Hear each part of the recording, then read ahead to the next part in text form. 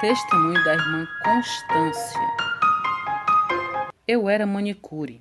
Deus mostrou um demônio dentro do esmalte da linha Risqué. Os nomes dos esmaltes são todos consagrados. Rebu, 7 pecados e etc. Deus mandou eu tirar tudo, esmalte, maquiagem, tinta de cabelo e tudo o que mudasse a minha imagem e semelhança da dele. Vaidades são portas de legalidade onde o diabo entra. Aleluia. Louvado seja o nome do Senhor.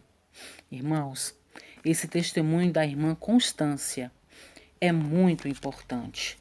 Veja que ela era manicure e abandonou isso porque Deus mostrou a ela algo muito poderoso. E Deus nos mostra, Deus nos revela. Veja, em Mateus, no capítulo 6, 24, diz assim: não se pode servir a dois senhores, ou se amará um e odiará o outro, ou se dedicará a um e desprezará o outro, mas não podeis servir a Deus e a Mamão. Confesso aos irmãos que eu também era assim. Toda vez que eu pintava as unhas, eu sentia um incômodo horrível. E eu pintava porque as mulheres da minha igreja também pintavam. Mas era assim.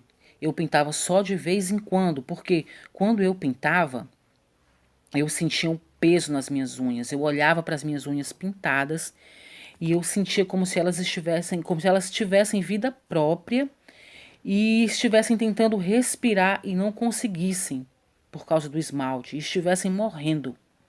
Então, me dava uma gastura, um incômodo muito, muito grande. Então eu ia, pegava o algodão, a acetona e tirava o esmalte das minhas unhas.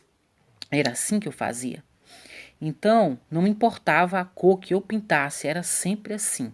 Pintava, sentia um incômodo, um peso, uma gastura, uma coisa muito ruim. E eu ia lá e tirava o esmalte. Outra vez eu estava vendo umas fotos de umas unhas pintadas num site. E Deus falou para mim assim: a mulher cristã tem unhas e não garras. Porque as unhas que eu estava vendo eram unhas pintadas muito chique, mas enormes. E elas estavam serradas de forma a ficarem bem pontudas, parecendo realmente garras. Mas o Senhor me disse: a mulher cristã tem unhas e não garras.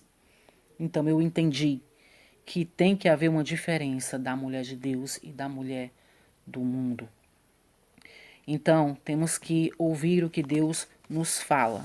Eu estou contando o testemunho dessa irmã aqui para que vocês entendam que Deus tem falado a muitas de nós.